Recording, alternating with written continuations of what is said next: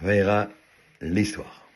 On a vu dans le shiur que les Béné Israël, ils avaient le kotser ruach, ils manquaient de souffle.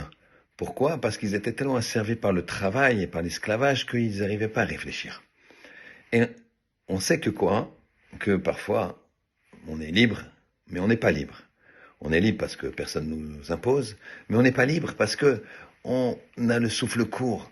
On veut travailler ici, on veut travailler là, investir ici, etc. Et donc on voit pas bien les choses. L'histoire que je vais vous raconter, elle se passe en 1925. Au cours d'un dîner, le Chafetz Chaim qui était présent, c'était un dîner de donateurs. Il y avait une quinzaine de grands donateurs pour construire un hôpital. Et donc, ils avaient demandé au Chafetz Chaim d'être présent pour motiver. Et voici que les dons, c'était des lits. C'était une image pour dire le lit, plus tous les mètres carrés qui vont avec, et des instruments médicaux, etc. Donc c'était une somme considérable. Et voilà que les donateurs commencent à donner chacun un lit. Alors, magnifique, un lit, c'est extraordinaire. L'autre, il donne 3 lits. L'autre, et tout d'un coup, il y en a un qui donne 15 lits. Et incroyable, c'est fabuleux.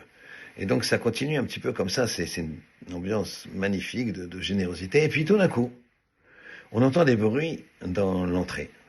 C'est un garçon qui essaye de rentrer pour parler au Chafetz Chaim en disant « c'est une question de vie ou de mort, c'est une question de vie ou de mort » et le majordome ne veut pas le laisser rentrer. C'est vraiment un dîner ultra privé. Voilà que le Chafetz Chaim il dit « non, laissez-le rentrer ». Et puis le Chafetz Chaim il dit à ce garçon « explique-moi ce que tu veux ». Et voilà qu'il reste longtemps le Chafetz Chaim avec ce garçon. Il réfléchit sur les questions que lui a posées ce garçon. Et après de nombreuses minutes, il lui donne des réponses. On n'entend pas trop ce que c'est, on ne sait pas de quoi s'agit-il. Et il s'en va. Le garçon s'en va. Et voilà qu'il y a un des hommes riches qui dit au Chafetz Chaim, Rav, sans vous manquer de respect, mais il a dû offrir beaucoup de lits, ce garçon, pour que vous passiez autant de temps avec lui.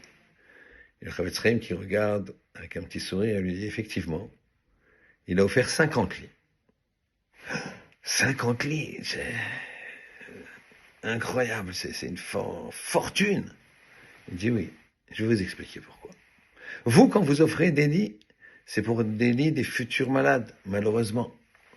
Mais lui, il est venu me poser des questions. Vous savez quelles questions et pourquoi c'était Pikuach Nefesh, une question de vie ou de mort? Parce que ça l'empêchait de dormir, c'est des questions sur la Torah. Sur sa Sougia, le sujet qu'il étudie actuellement, une question extrêmement difficile. Il m'a dit, j'arrive pas à dormir, j'arrive pas à manger. S'il vous plaît, Rav, aidez-moi à comprendre.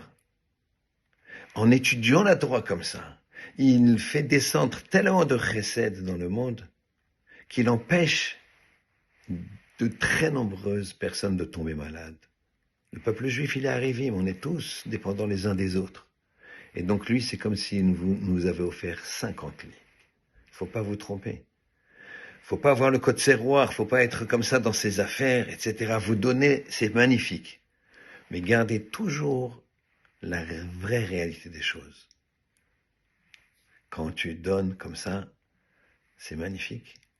Mais quand tu donnes et que tu t'investis en Torah, c'est encore mieux. Investis-toi en Torah et tu amèneras le bien sur la terre. Shabbat shalom.